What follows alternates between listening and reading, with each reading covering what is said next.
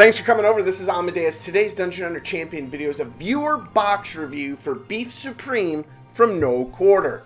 So big thanks to BeefSupreme for reaching out for today's Dungeon Hunter Champion video box review. If you're interested in doing a viewer box review, the information is down in the description amidst the how to support the channel area. So hit me up on Discord and we will connect. So on to BeefSupreme's box. So first of all, look at this nonsense, man. Double Alya, Tenkoku, Bala'rot, Malika, Gasonline. Come on, he's even got Calepheneus. It's obvious to me, and it should be obvious to everybody watching this video, that BeefSupreme is 100% free to play from the very beginning.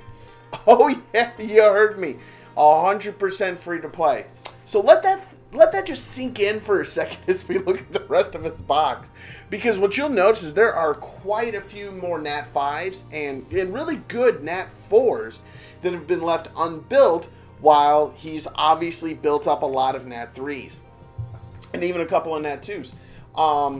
And why is that? Well, it's because BeefSupreme is focused on champion utility and team composition rather than on rarity, which is why he's been so incredibly successful in the game so far. Really what this means is like, based on talking to him, this hasn't meant like ignoring his Nat 5s. In fact, with the addition of Gasonline to his champion box, he is able to really streamline everything to optimize his team builds around 3 specific champions now. So that's Nature Deathmonger, Light Archangel, and Water Magical Girl. So using that as kind of the skeleton of every team composition, he can kind of work outward to fill in the gaps. Ultimately, this is really narrowing how he's going to spend his resources, which ultimately is exactly what you want, right? You want to spend all of your resources on the fewest amount of champions as possible that get the work done. So let's take a look at what this means in action by looking at his team compositions. So, Ultimate Blitz, normal through Ultimate Blitz Legendary. This is his team. One team does it all. Once again, you can see what the backbone is. It's the DM, the Light AA, and the Water Magical Girl. Elder Drake 11, exactly the same thing. Once again, he's throwing in a couple of different units in here to balance it out. But now look at his Elder Drake 13 team. You're starting to see a kind of a theme here, right? He's really building around these, because look at his Steel Widow 11 team, his Steel Widow 13 team.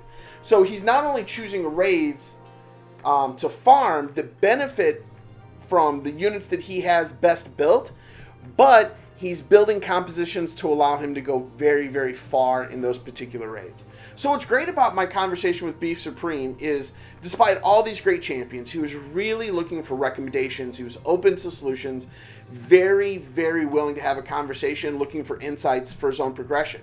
Because he kind of thinks he's stuck in the mid game. I might differ on that, but he thinks he's in the mid game. So in my personal opinion, I thought it would be really easy for him to lean on some Nat 5s and call it a day. So the truth, though, for BeefSupreme, and really for the rest of us who play this game, is that no matter how great your champion is, they're useless without gear. Literally, how you use them begins with and ends with what gear they have. And so the grind is real. So he still knows that he has to go and get better gear. Incremental gear improvements, looking for really solid stats on his champions, right? So for BeefSupreme, his priority right now is improving the gear on the champions he has to really get the most out of them, right? So once again, that's basically getting all 6-star gear in the right sets, and we'll talk about that, because I thought a really great insight from BeefSupreme when he was building his champions and looking at sets is he used to be very anti-broken set, because he thought he was missing out on something. And he's since overcome that, right? Because not using a great unit just because it doesn't have precise isn't the answer, right? The answer is to look for a piece of gear that delivers the stats you were looking for. The sets make that easier, but ultimately you're looking at the stats. And when we talk about some gear recommendations later on in the video, I'm going to really call that out specifically. Because a lot of times, you know, you'll say, oh, well, put defense on this particular unit. Well, would defense be the right piece to put on them, or could you just substitute a sturdy gear in there and then give them more HP? Like those things, those are all conversations you can have when you're building these champions, but you have to be able to say like, hey, I'm not stuck on the offset gear pieces, right? Like you're always going to be stuck with the main set, right? Because Adept's Adept, or Rapid's Rapid, right? Or Mortal's Mortal, yeah, right? You can't get away from those. But if you can get the substats necessary on all of your gear pieces to compensate, then you don't necessarily need Precise, right?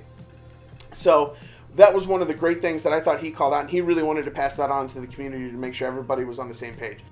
Now, what I will say is that one of the things that he was really looking for was to get Steel Widow 15 off his bucket list, right? Like, he really thought that this was the last thing he needed to do to move into endgame. And I think he's in endgame already, right? But that's me. I can totally understand wanting this achievement, though. So what I've done here is this is the team I used to beat Steel Widow 15. Now, BeefSupreme, hit me up in-game. I will make Eleanor, the Water Siege Tower, my rep. You can totally use her. I've done this for several people with the viewer box reviews. Obviously, I can't do it with everybody, but, you know, I think that this will be able to get you through that. We did this a couple times last week also. Now, for you, because you have a superior Archangel, I would probably use Calepheneus. I hope I'm saying that right. But I would use him instead of the Water Archangel because it's, you know, he's better. But yeah, you could totally use my my Water Siege Tower, or if you got somebody that has a Water Siege Tower on your list already, just use it, and then it'll take you through it. Now, I'll be honest, if you're watching this screen right now, this is sped up, right? But it takes forever. But you're getting a pretty cool achievement. So, I know it kind of goes. It's a difficult trade-off. You might want to use Monument because I think your Monument's probably going to be built sturdy defense. So it would obviously take the place of Obelisk.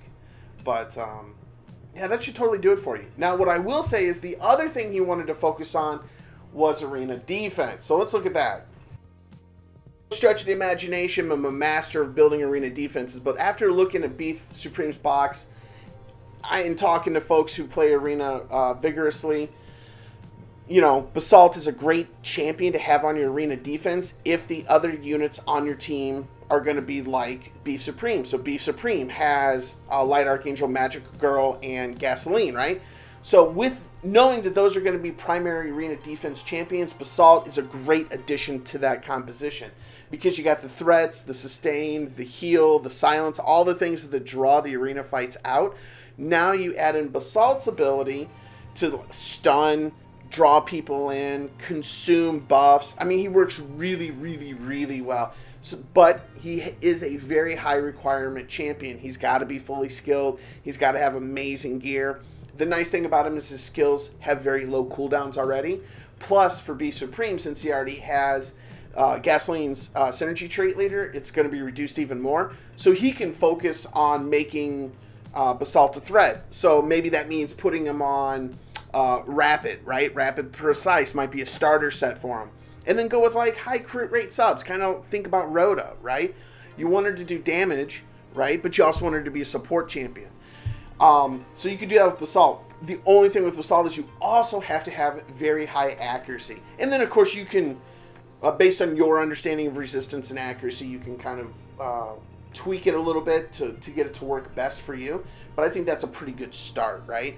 And as far as the main stat gear, HP, defense, assuming that you can get your accuracy, crit rate, resistance, whatever, high enough through substats. But that would be really my recommendation, to create that arena defense and keep the skeleton that you already have in place with your 3 primary units. But I want to open this up to the community. Like I said in the very beginning, I'm no expert on arena. It's super easy to win at arena. It's really hard to defend, right? So anybody out there that's got insight or feedback or maybe a different build for Basalt, feel free to drop it down in the comments below, because as always, community, this is a conversation, and I need that feedback. I got to learn too, right? So I want to say thank you to BeefSupreme and Noquarter for doing the viewer box review. And as always, to everyone, thank you very much for watching the videos. I hope you have a great day. Bye. Oh, wait a minute. We're going to PS on this video real quick. Yesterday in the video, I got the Nature Technician, and I said, oh, sweet food, right? So I have a Nature Technician that is 6-starred already, and I'm looking to max skill her. So when I said that, it's not that the nature technician is food. She's amazing. She's the best technician, in my personal opinion. It was that she was going to be food for my other nature technician. Just wanted to clarify. All right, have a great day. Bye.